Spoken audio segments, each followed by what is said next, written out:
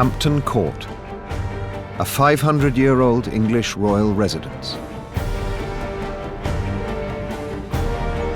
Forever linked to Henry VIII and his many wives. As soon as you say the words Hampton Court, you think of Henry VIII. It was at the heart of royal life, at the heart of scandal. Behind the grand facade lie the dark secrets of the British royals. Extraordinary lives of passion and excess. This is the world of Hampton Court Palace.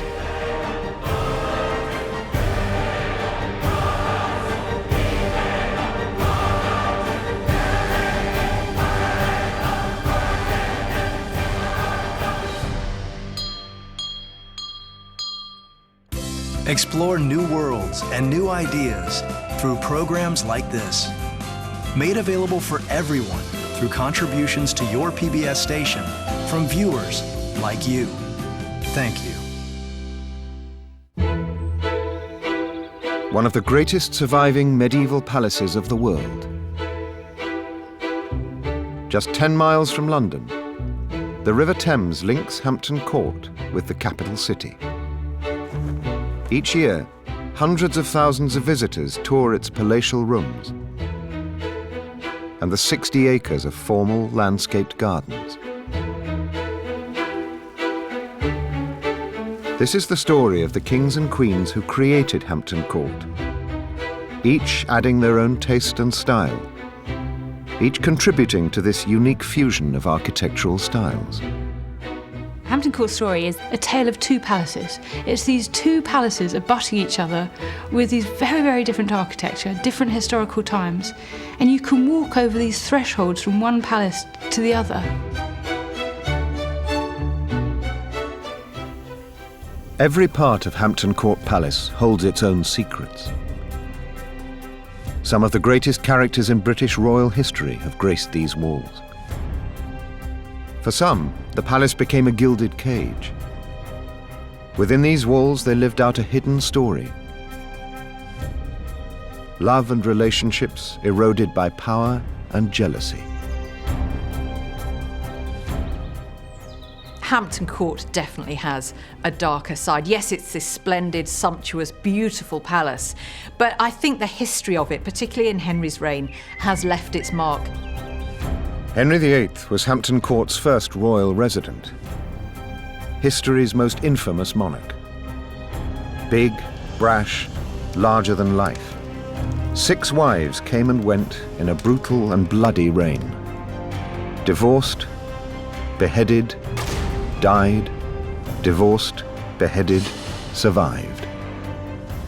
They were the centre of everything one minute, and they were having their head cut off the next. And they all left their mark on Hampton Court. The palace played host to every wife. The great hall where Anne Boleyn once danced with her king. The chapel that hides Jane Seymour's heart and lungs beneath its altar. The haunted gallery where Catherine Howard begged for her life.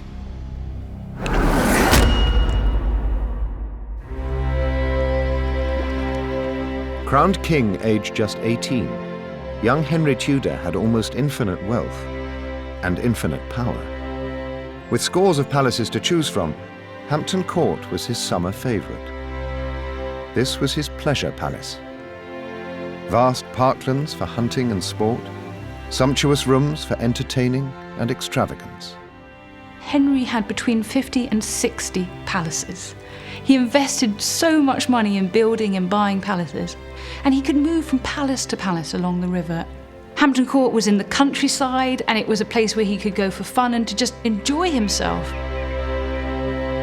Completed in 1515, the newly built palace was the pinnacle of Tudor fashion and style.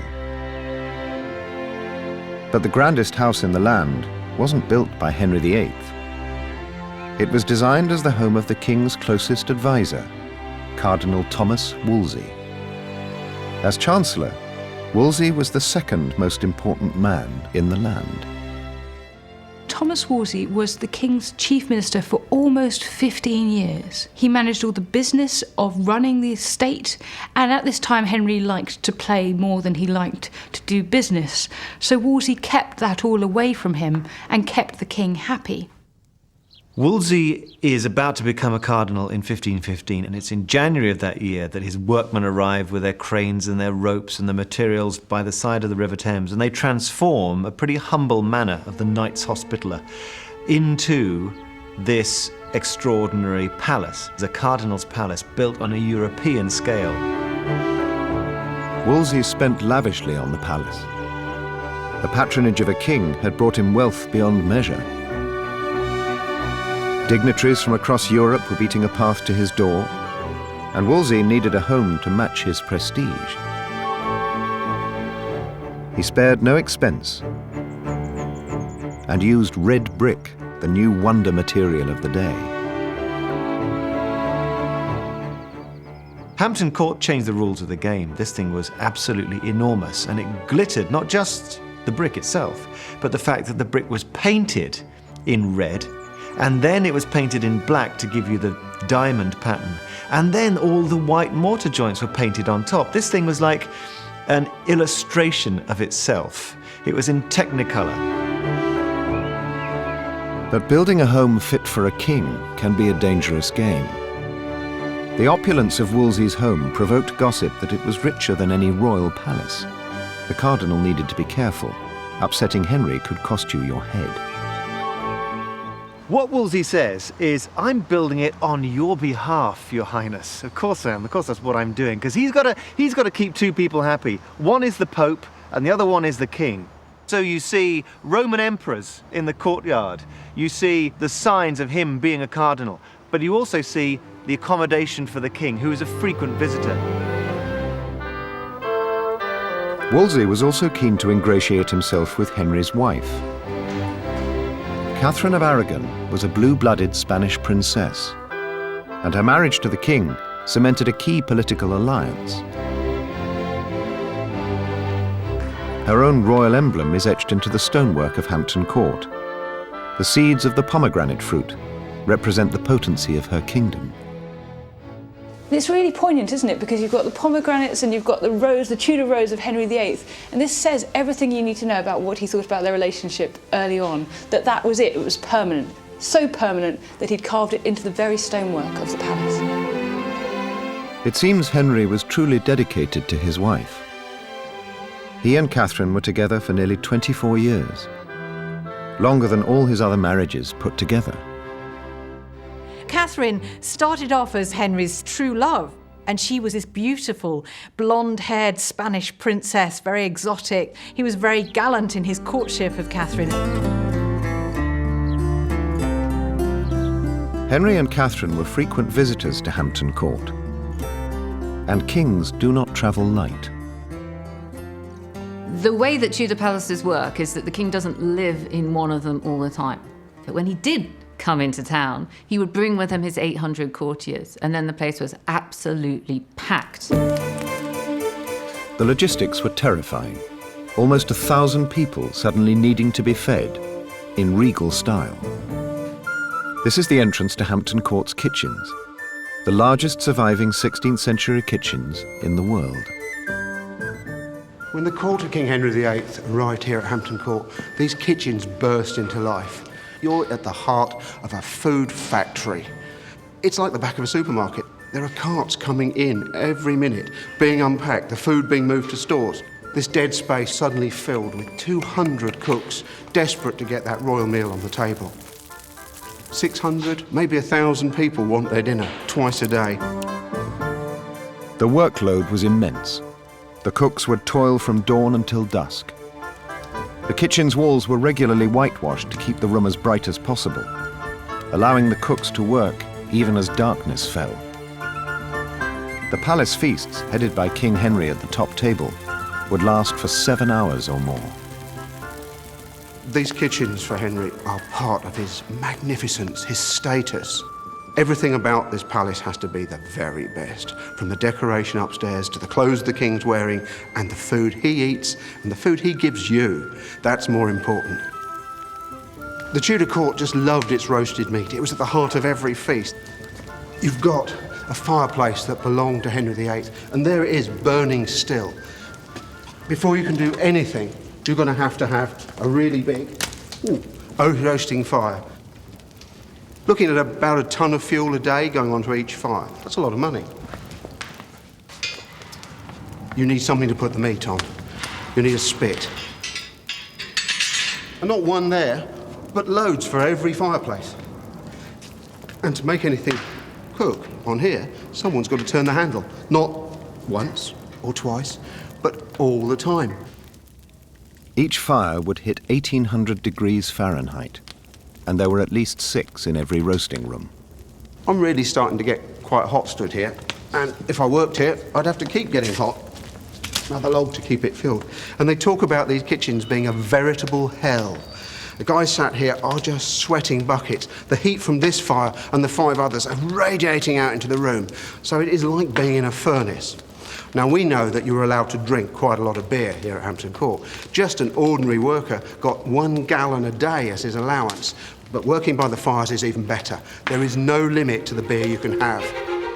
Hampton Court's bar tab included 600,000 gallons of beer a year, 10,000 gallons and more a week. The revelry at the palace knew few limits, and Henry led the festivities from the front. Contrary to his popular image today, young King Henry was a handsome and dashing figure. At the beginning of his reign, he was 18 years old, and he was exceptionally good-looking. He was 6'2", when the average height for a man was 5'7½". He was athletic. He was good at everything he turned his hand to, whether it was playing musical instruments, whether it was surpassing all the archers of his guard at archery, or as a capital horseman. And he was also said to be very warm, very generous, very charismatic. Henry's friends were like-minded young men, courtiers that could match him for energy and enthusiasm. In Henry VIII's day, it would have been a place of great fun, and I think we can understand this best by realising how young most of the men at court were. They're in their late teens, they're in their early 20s, they're boisterous, they're having fun, and so the court was actually like taking a load of teenagers travelling around the country. It would have been a place of noise and naughtiness. Hampton Court Palace became the ultimate royal playground. This is the palace's 16th century tennis court, one of the oldest sporting venues in the world. Part of a leisure complex designed to entertain the young king and his courtiers. There's been a court here for 600 years. In fact, some of the walls were the ones that Henry will have hit a ball against. It's like a living museum. Real tennis is the modern name for the antiquated form of the sport. One of its most avid fans is author and historian Roman Krznaric. In Tudor times, this was a vigorous society. It was full of passion, and tennis was actually part of that passionate way of living. I mean, this is where court life was happening. It wasn't just listening to music and madrigals over in the palace a few hundred yards away. I mean, this is where the really exciting stuff was happening. But you can imagine on a court like this, you wouldn't have just had people playing, but in the galleries surrounding, behind the netting, there would have been people watching the game, gambling on the game, everybody betting money, bringing out their purses, losing fortunes left, right, and center, visiting cardinals from France, young princes from Spain wanting to get on court with Henry. And in fact, in 1519, the Venetian ambassador spotted Henry playing and made this remark that it is the prettiest thing in the world to watch the king play at tennis. To see his fair skin glowing through a shirt of the finest texture, he's more handsome than the King of France. He looked really good on court. He was a great athlete. He could whack the ball harder than anybody else during his age. He could reach into the corners. He could move like a cat. So it was no wonder Henry actually won most of his matches. At least that's what the records show. But would you really have wanted to go face-to-face with Henry? You know what kind of temper he had. If you beat him in a game, well, it could be pretty dangerous for your livelihood. But sport could not satisfy Henry's competitive streak completely. The king wanted victory on the battlefield. 3 epic paintings on the wall of the palace's Tudor apartments tell the story of Henry's quest to prove himself on the international stage. These priceless pieces, more than 400 years old, were commissioned by Henry VIII himself. This painting celebrates Henry's first significant military engagement, the Battle of the Spurs. According to art historian Linda Collins, it's little more than Hampton Court propaganda. There were 30,000 troops assembled by Cardinal Wolsey to be in this battle. As the French troops rode in, what they didn't expect to find was a large number of English troops. It took them off their guard. And so they turned and they rode away, chased by the English. And it's called the Battle of the Spurs because as the French troops turned and ran, their spurs glinted in the sunshine. And it was said that they used their spurs more than their swords. Well, here we have Henry on his white horse in the centre of the battle, and you're talking maybe sitting duck here. You're on a white horse in the middle of the battlefield. So Henry's advisors would not have allowed him onto the front line. So this is artistic licence. Henry's warrior ambitions were ultimately frustrated. But the next two paintings in the series show he learnt to project kingly power in another way: outrageous and ostentatious wealth. Embarking for a peace conference in France, Henry's fleet of ships is packed with jewels, tapestries, and livestock. The event was so opulent, it became known as the Field of the Cloth of Gold. The tents were made of gold cloth, everything was gilded. It was a spectacular event. And this time, he can use a white horse. This is a glorious procession. 6,000 men erected this huge temporary palace, Henry's decadent Hampton Court, on the road. We've got this spectacular palace, which was actually created on the field for the royal family to live in during this event. Outside this palace, we have these two fountains. This one has been recreated at Hampton Court Palace, and these fountains should not have water in them. They should have red wine. They can drink as much red wine as they want, and they certainly did. And you do find these men here who look as though they have either thrown up or are about to throw up. Excessive consumption and luxury defined Henry VIII. At the heart of Hampton Court, they came together in a heady mix. The palace's Great Hall was the place to see and be seen. This is the Great Hall at Hampton Court. Isn't it magnificent? It would have looked so much more magnificent, though, at the time it was first built, because it would have had green and white tiles on the floor here. And on the ceiling, this incredible hammer beam ceiling would have been even more gold and blue and red than it actually is now. So you come in here and you've got this assault on your senses, this incredible mass of colour surrounding you. And of course, what would have been going on in here would have been lots and lots of fun and festivities. The 60-foot-high vaulted room was far more than just a royal dance hall. It was a unique token of love from Henry to his second wife, Anne Boleyn. Henry spends 3 years rebuilding the Great Hall to Anne Boleyn's honour, so there are carvings of her arms with Henry. It's got H and A with lovers' knots and so on. As one of the Queen's ladies-in-waiting, Anne Boleyn had made a big impression at court. After 20 years of marriage, Henry and Catherine had failed to have a son, and the King's eye had started to stray. Anne Boleyn was the woman who was known as the Great Whore. Henry absolutely adored her. I think it was love at first sight. We think of Anne Boleyn as being this really attractive woman. In fact, she probably wasn't. She's described by a friend as being good-looking enough, and that's a friend, so she obviously wasn't that much of a looker.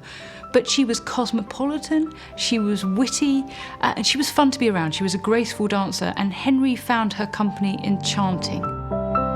Anne played Henry well. Refusing to become his mistress, she would only enter his bed as queen. Frustrated and love-struck, Henry wanted a divorce. But divorcing a queen was no small matter, igniting the fury of Catherine's influential Spanish family. Any annulment would have to come from the Pope himself. The king knew who to turn to. Cardinal Wolsey was given the unenviable task of striking a deal with Rome.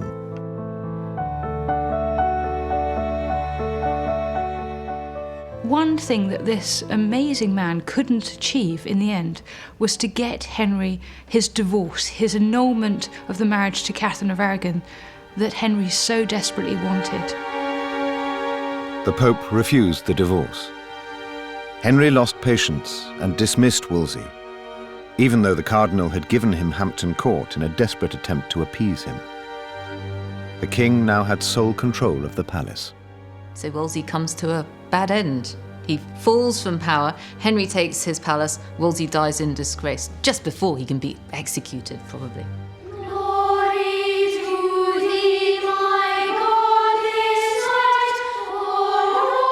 The Chapel Royal at Hampton Court. This glorious azure and gold roof was added by Henry VIII. Under the king's guidance, the palace became the birthplace of a Christian denomination that would shape history. Just downstairs from this office in the council chamber, Henry VIII was in council one day and he said, right, the Pope won't give me the divorce I want from Catherine of Aragon so that I can marry Anne Boleyn. I'm getting rid of the Catholics and setting up the Church of England. In 1533, within the walls of Hampton Court, the king did the unthinkable. He broke from the Roman Catholic Church and anointed himself head of the new Church of England. With the Pope out of the way, Henry could finally marry Anne after 7 years of waiting.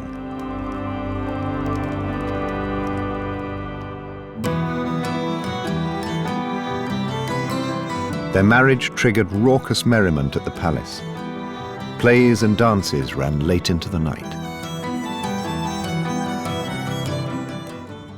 The king himself would have been in here and there would have been dancing. He himself liked to dance very much. We have accounts saying that he leapt like a stag. He had fine calves of which he was very proud. The Queen would invite up to 100 women from noble families to join the revelry. It was the place for Tudor ladies to be seen in all their finery. As demonstrated by Hampton Court guide and lecturer, Siobhan Clark. A young lady, if lucky enough to be offered a position at court, would need to be suitably dressed to provide an ornament to this magnificent court. So we're just going to put on the 4 sleeves here, which you can see actually match my kirtle, but they're a separate piece altogether, which get tied on with a ribbon onto my French gown. A Tudor lady might wear up to 5 layers of clothing. We know that the climate was much colder in the mid-16th century, and the palace is right by the river. It could be cold and draughty. A word about corsets, because people always think that, like the Victorians, that it's going to be really, really tiny waist. In fact, the Tudors didn't try to achieve those tiny waists. It was actually fashionable to be a little bit plump. A lady at this time would have very long hair. Anne Boleyn had hair so long she could sit on it, and it's really important to cover your hair. And if you go about with your head uncovered, you're really considered immoral, a loose woman. Now, the reason that this French hood was considered daring and rather racy is that it's going to leave the front part of my hair uncovered. Everything at Hampton Court was about display. While Anne made an impression with her daring fashion, Henry shone at the joust. He commissioned a jousting complex to be built at the palace. These gardens and walls are where the arena or tilt yard once stood. When Henry was barely out of shorts, even if they were cloth of gold ones, he really concentrated on building things which entertained him. And the tilt, the joust, the tournament, that was his favourite thing of all. He saw himself as this great gallant knightly king, so ladies of the court would be positioned at windows, and The knights outside, including the king, would chase up and down either side of a barrier and try and either snap their lances or knock each other off horses.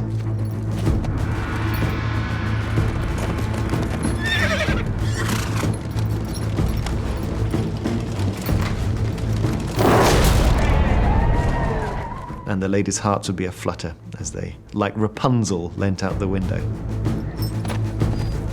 Henry invested extravagantly in tournaments and elaborate suits of armour. Historian Mark Griffin works with a totally accurate replica of one of his suits. Your armour says a lot about your aesthetic style, what you like, how much you can afford. It can be decorated. It could be engraved, embossed. Gold could be added, silver could be added. Some of the French kings even had jewels set into their helmets that they would then pluck out and throw at the audience after they'd finished jousting, just to prove how rich they are. But beneath the pomp and ceremony, there was real danger. Henry's taking an enormous risk taking part in this sport. Men were very seriously wounded. They had bits of splinters of wood going into their eyes, blinding them. You could be cut in the under the arm, in the groin. They could bleed to death. There's no way anybody in the medieval or early Tudor world who could do anything about those sorts of injuries. In 1536, the risk of the tournament finally caught up with Henry. A brutal fall was to change the course of English history. He's knocked from his horse, the horse rolls over him, the horse is armoured, he's basically crushed underneath half a ton of animal and steel. He's knocked unconscious for 2 hours, he's very badly injured, and around that time, Anne Boleyn, who is watching, has a miscarriage, which of course has amazing consequences, not only for her, but for the kingdom as a whole. The accident changed the king forever. Some believe Henry VIII's injury twisted him into an ill-tempered tyrant. He opened up an ulcer in his leg that would never heal and would give him constant and debilitating pain for the rest of his life. So the first place to look for his temperamental change is the fact that he's in constant pain. But also, it's possible that he bruised his cerebral cortex when he fell. The cumulative effect is to change him into a very different man. Capricious, irascible. People didn't know what had angered him, but suddenly he would turn on a dime and then be a completely different person. And so by that time, I think it must have been nightmarish to be at his court. High in the roof of the Great Hall, colourful faces peer down on the room below. They are a warning of the deadly consequences to come. Hanging from the wooden eaves, these little figures inspired the name eavesdropper. If you go in the Great Hall today, you'll see these eavesdroppers who the architect had actually built into the ceiling. They're little figures who are looking down on the courtiers below, and it's almost a warning to those courtiers to say, look, everything is overheard here. There was gossip, there was intrigue, there was plotting for advancement at court. Anne is becoming a victim of the court she loved so much. Jealous factions start to spread stories of infidelity and incest. What's more, Anne has not produced a male heir, and she's quarrelling with the king. Looking to escape from the marriage, Henry seizes on the rumours. In 1536, Anne is arrested. She had one day where she was celebrating jousting, May Day celebrations with Henry. Then he left in a bit of a hurry, and there was much muttering about it, according to one of the sources. And the next morning, out of nowhere, her reign as queen comes to an end. Anne faces charges of adultery, incest, and treason. The river flowing past Hampton Court transports her to the Tower of London. Executioners were trained in hanging people, not in cutting off heads. We have accounts of someone like Margaret Poole when she was executed in 1541. The first blow gashed her shoulder, and it took 10 further blows to separate her head from her neck. But Henry took pity on Anne Boleyn when it came to her death. He ordered an expert French executioner to be brought all the way over from France in order that she might be beheaded with a sword cleanly in one blow.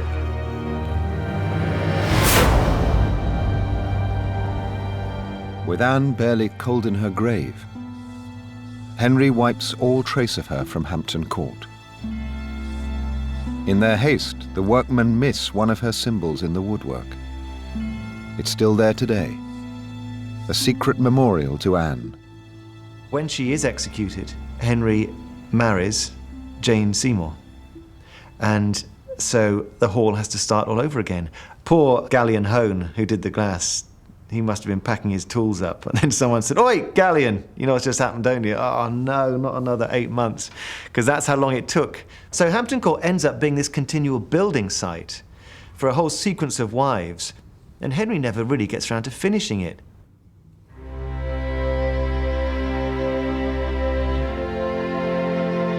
Next to the Great Hall is the Great Watching Chamber.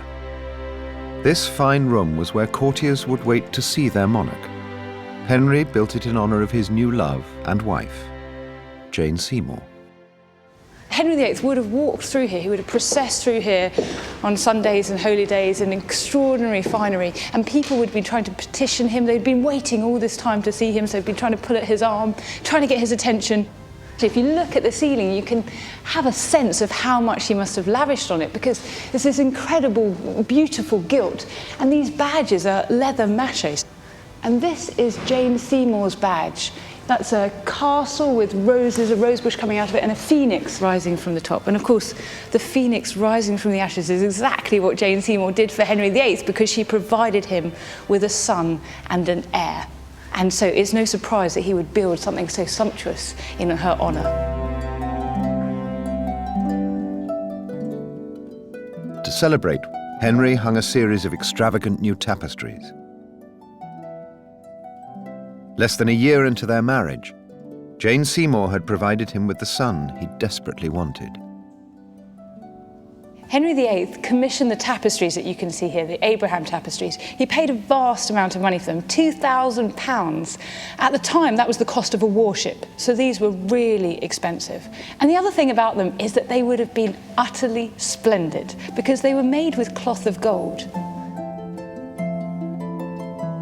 Their vibrancy has faded over 500 years, but modern pigment analysis can bring their 16th century colours back to life. The tapestries would have been practically neon. They were so bright. They were made with spirals of real gold with silk thread going through them. And they would have glinted and glimmered in the light. They would have looked absolutely beautiful. But this marriage too had a sad end. It's believed Jane Seymour's heart and lungs are in a lead box hidden behind the chapel altar. Jane died from childbirth complications soon after Prince Edward was born. In Henry's memory, he will look back in years to come with great sentiment. He will weep and say that she was the best of his wives. He'd been unfortunate in love with ill-conditioned wives, except for Jane. I think actually there's an element of that that says, well, perhaps she didn't live long enough for him to have fallen out of love with her actually. Racked by grief, life is now on a downward slope for the previously young and sporty king. Henry's leg injury makes him almost immobile. Gross obesity creeps up on him, not helped by his decision to quadruple the size of the palace kitchens. By the 1540s, the near sedentary king is comfort eating, and he weighs over 400 pounds. Food historian Mark Meltonville has unearthed a recipe for the artery-clogging food that Henry was served at the palace. When he was a young man, he ate a lot. He's given all these dishes at every meal. When he's an older man, I'm afraid he doesn't do quite so much sport, but he eats the same. And so we get the bigger and bigger and bigger Henry that he becomes famous for. So big that his last suit of armour is 54-inch waist. That's a big guy. If we went for a feast at Henry VIII's palace at Hampton Court, we might be given something called Lombard custard. It contains bone marrow.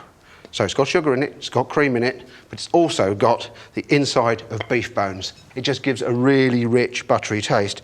And rich tastes just say everything about the court of Henry VIII. And there we go, our custard tart. Let's give it a little try. Is this going to be any good?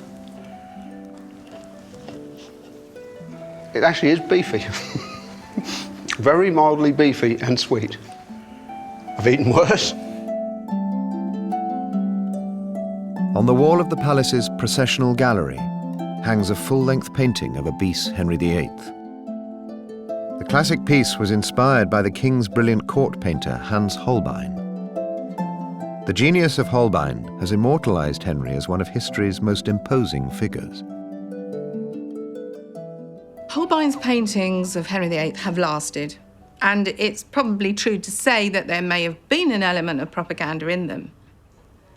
He is sturdy, strong, and magnificent. What Holbein has done for Henry is to give him substance. When Henry needed a portrait painted of a foreign princess, Holbein was the obvious choice. To protect an image of virility, the king needed a queen. But Henry's royal matchmakers were not having an easy time. Famously, one of the foreign brides who was proposed as his future wife said, "I would marry him if I had two heads and then I'd got one to spare." You know, and you can see why she'd have made that remark. He was terrifying. He had this formidable reputation. Holbein returned with Anne of Cleves' portrait, and Henry liked what he saw. The beautiful German princess was invited to England to become his fourth wife and queen. Their blind date was a disaster. He arrived early in disguise, and the whole game of court was that you were supposed to pretend both that Henry looked like all the other young, good-looking men that he was around, even though by this point he had run to fat in quite a great way, and also that true lovers would recognise each other. So she was supposed to see through his disguise and recognise the regal king. She did neither of those things. So this man approaches her, tries to kiss her, and she's thinking this is just a terrible breach of etiquette. She tries to ignore this terrible man pouring at her. So Henry, by this time, is completely put off. So when it comes to consummating their relationship, he says that she is smelly, that she is fat, and that she is not a maid, she's not a virgin. And obviously there is somebody in the room who is smelly and fat and not a virgin, but it's not Anne of Cleves. Wedding plans were too advanced to be cancelled, but the relationship was going nowhere. Within months, the unhappy couple agreed to put right their mistake.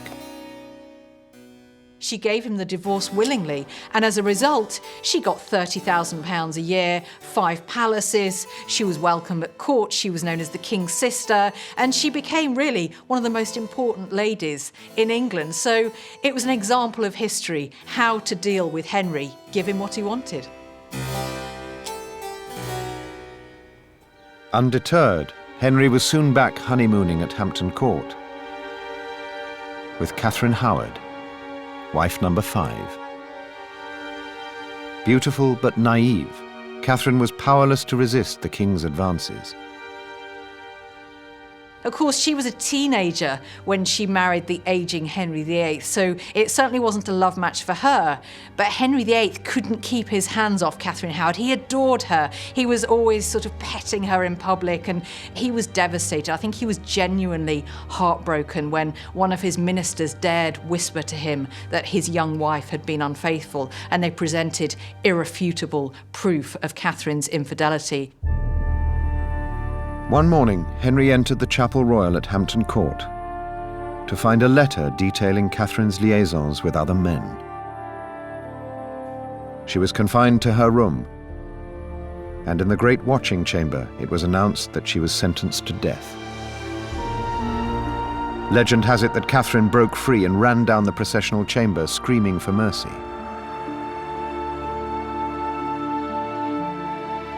Her protests were in vain. She could not reach the king. Catherine Howard had been taken up the river to the Tower, and she would have passed underneath the heads of her lovers, which were on spikes. They'd been beheaded, their heads parboiled and tarred and put there, and she would have seen that grisly sight as she went to her certain death. The night before she was executed, the accounts say that she experimented with putting her head on that block, rehearsed that moment when she would go to her death at 9 the following morning. 5 wives down, Henry locks himself away in his rooms at Hampton Court for days on end. He starts mixing homemade remedies from the palace herb garden to try and cure the wound on his festering leg. After Catherine Howard was executed, Henry really goes on a bit of a downer. And after this, he suffers a period of depression in 1541 and is confined at Hampton Court. 5 years later, he restores some of his vigour when he marries again. Catherine Parr is a very good wife for his last few years. But at that point, Henry is no longer the man he once was. And so by the end of his life, he really, although he's not terribly old, he's only 56 when he dies, he is frail and his obesity has worn him down. Married in the palace chapel, Catherine Parr, Henry's 6th and last wife, nurses him through his final days. In 1547, the massively obese Henry VIII dies. After his reign, a succession of monarchs changed little at Hampton Court. Eventually, it slipped into neglect. But there was life in the palace yet.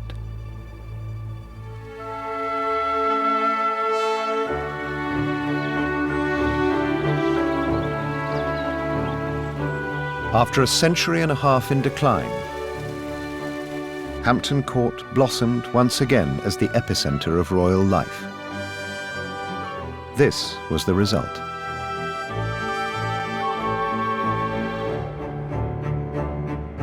In 1689, William III and Mary II became King and Queen of England. The royal couple immediately set their sights on Hampton Court Palace. When William and Mary came to the throne in 1688, top of their list was building a really grand new palace. And they got in, Sir Christopher Wren wanted to rebuild Hampton Court. He made plans for knocking down practically all of it. For William and Mary, the palace itself was now unpardonably old-fashioned, and not at all like the regular buildings that the French monarchy were putting up at places like Versailles. Wren, the celebrated architect of St. Paul's Cathedral in London, drew up a grand Baroque design in the style of the Palace of Versailles near Paris. But money was tight. For the time being, Wren had to be content with rebuilding only half the palace. Henry VIII's royal apartments were replaced with vast new staircases and staterooms. The point of Hampton Court, and in fact the point of any palace at all, is to really intimidate the pants off anybody who's coming to the place. It's not supposed to be warm and welcoming and easygoing. This is about the king. Every outer room contains a throne. Courtiers were expected to bow even when it was empty. William III lived much of his life on display. The king was notoriously prone to ill health. The public appearances were designed to prove he was alive and well. This is King William III's private dining room. This is where William would enjoy meals with his closest friends, but the king didn't always get to eat alone or in private with his intimates. William would often have to indulge in the bizarre ritual of the king's dining in public. He would sit alone at a table with a huge, elaborate feast laid out before him. A paying, invited audience gathered behind a rope, intently watching the king's every move, every morsel going into his mouth. At the end of it, he would retire, leaving the hugely expensive sugar sweetmeats on the table. The audience would then descend upon them, breaking them up and taking home pieces, just as we might with wedding cake today. Only deep within the palace could William escape from prying eyes. The rooms at first floor are actually pretty much a sham, and the king used downstairs. He really lived below the shop. First floor was for display, for decorum. Downstairs is where he did his writing, had his library, ate most of his meals, sulked, did all the things that humans really do when they're not acting king. All palaces work like a chain. So you get your bigger, grander, more impressive outer rooms, and then the rooms get smaller as you go in. So it's like a filter, if you like. Lots of people out here, very few people in the middle here, and it gets more and more exclusive as you penetrate. A special few shared the inner sanctum with him. This is William III's royal lavatory chamber. The odour from the 300-year-old velvet-seated box still hangs in the air. The king himself has people to attend him even when he's on the toilet. He has a top servant who's called the groom of the stool, who actually hands him the cloth he uses to wipe his bottom. And nobody thinks this is weird. And in fact, everybody wants to be the groom of the stool because it's a great chance to ask the king for favours. Some courtiers were certainly more favoured than others. An exquisite mural sprawls across the ceiling above William III's bedchamber. Painted by classical Italian artists, nude male figures drape over one another. King William had a selection of male favourites to whom he was extremely close. Jealous courtiers made a scandalous connection with the fresco above his bed. People in the past have looked at that and thought, wow, that's homoerotic. And then people have looked at these scurrilous pamphlets saying that he was an unperforming, puny prig, for example, and they put the two things together. Malicious gossip spread that William was a homosexual. Rumours fed by a lack of children from his marriage. Poor Mary couldn't have children. And people started attacking the pair of them, saying, whoa, what's going on here? Perhaps William is more interested in men than he is in women. And it was a weakness that the satirists and the caricaturists exploited. Then, in 1694, Queen Mary died suddenly from smallpox. William had to live in the new Hampton Court alone. A few years later, he fell from his horse whilst riding in the grounds of the palace. William died from his injuries. He left his Hampton Court rebuild only half complete, and large parts of Henry VIII's palace still intact, creating the unique fusion of architecture we see today. They intended to pull down the lot and just leave the Great Hall standing. They liked that bit. I thought that was quite good. And curiously, this wonderful Gothic confection of the Great Hall would have sat in between two massive classical blocks. But happily, William III ended up only building half of what he intended, which means that we now have this wonderful fusion of two very different ages, which is a surprise to many visitors who arrive expecting this Tudor world. All of a sudden, they're plunged a century and a half ahead. Only 12 years after William, the House of Stuart's royal dynasty came to an end.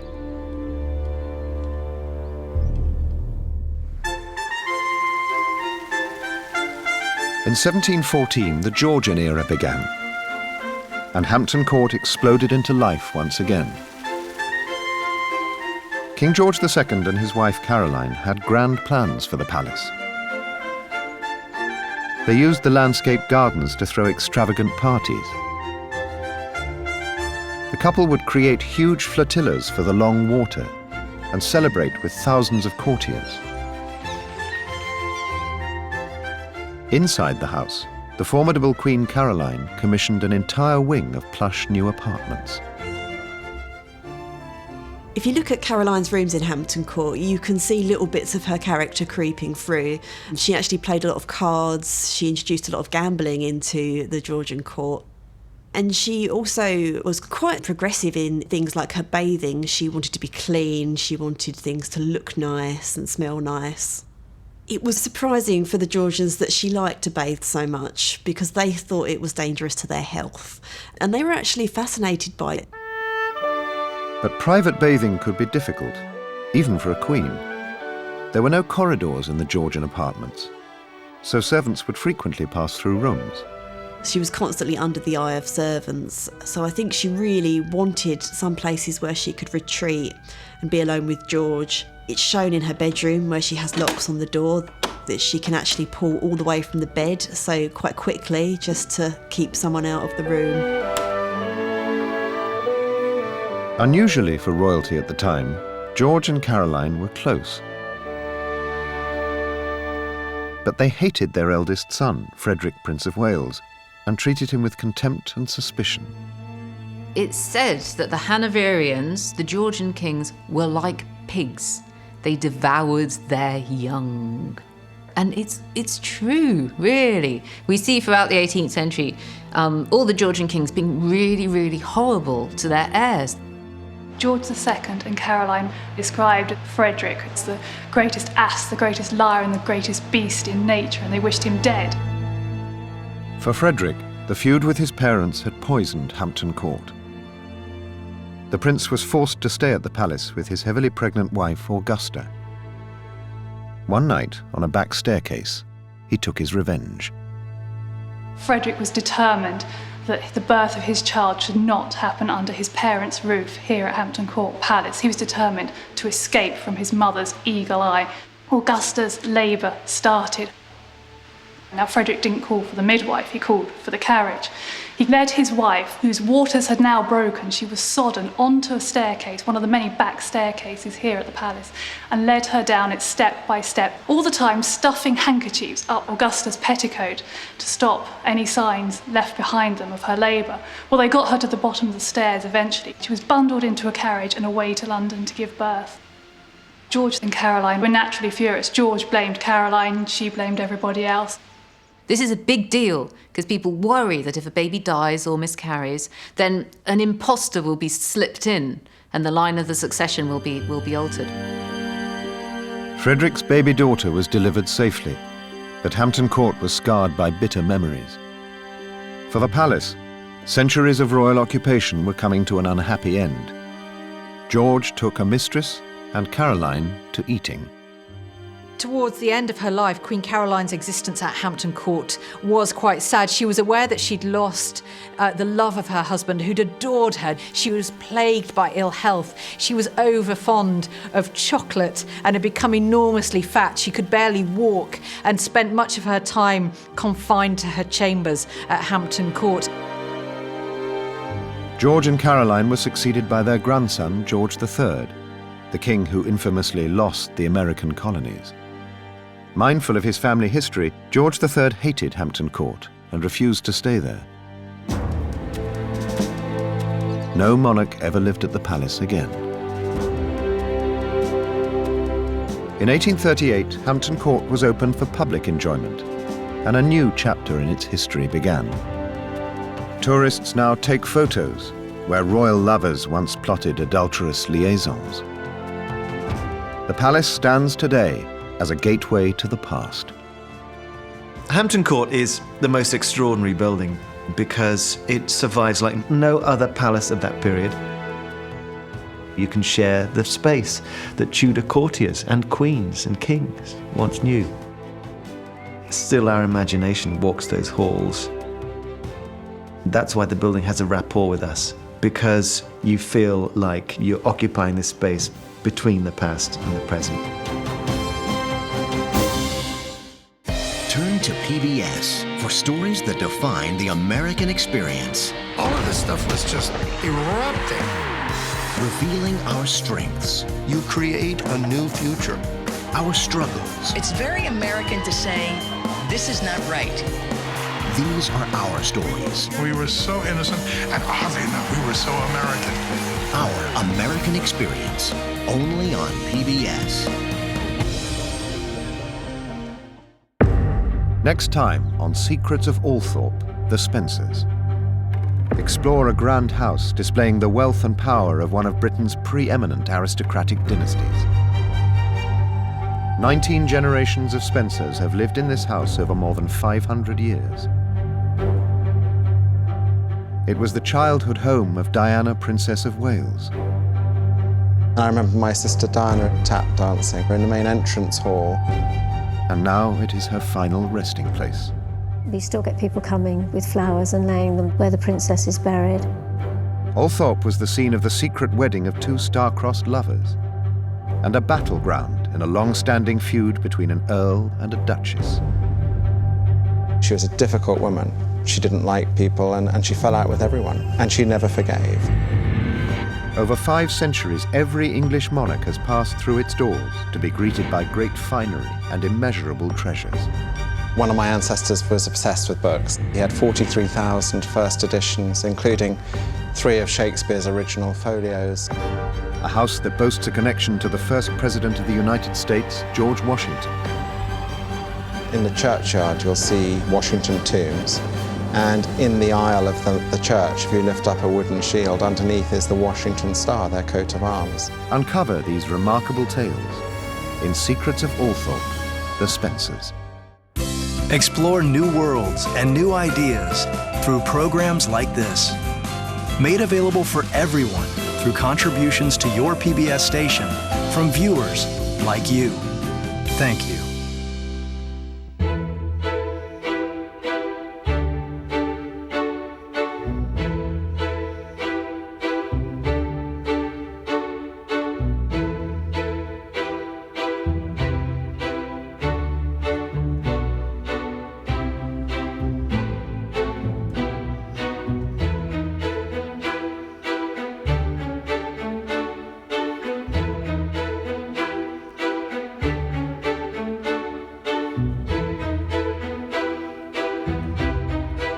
To learn more about this program, visit pbs.org. This episode is available on DVD. To order, visit shoppbs.org or call 1-800-PLAY-PBS.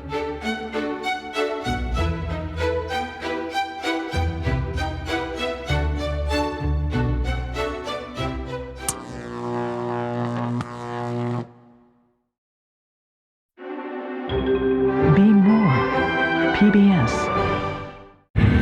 Next time on Secrets of Althorpe, The Spencers. A grand aristocratic house displaying the wealth and power of 19 generations of one family.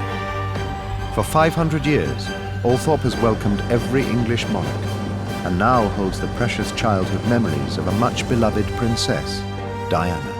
I remember my sister Diana tap dancing in the main entrance hall. Uncover these remarkable tales in Secrets of Althorpe, The Spencers.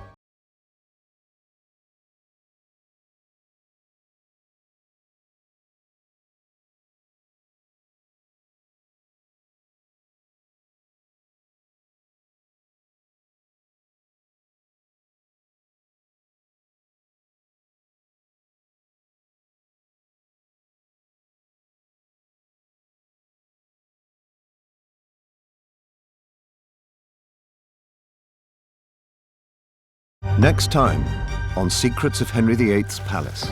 Dark tales lurk behind the facade of Hampton Court, England's greatest royal residence. Stolen by the king from his best friend, Cardinal Wolsey. Here, Henry VIII's 6 wives faced terror, betrayal, and bloody ends. She was dressed all in black velvet, still dressing to the end like a queen, as she went to her certain death. Uncover tales of murder and jealousy in Secrets of Henry VIII's Palace.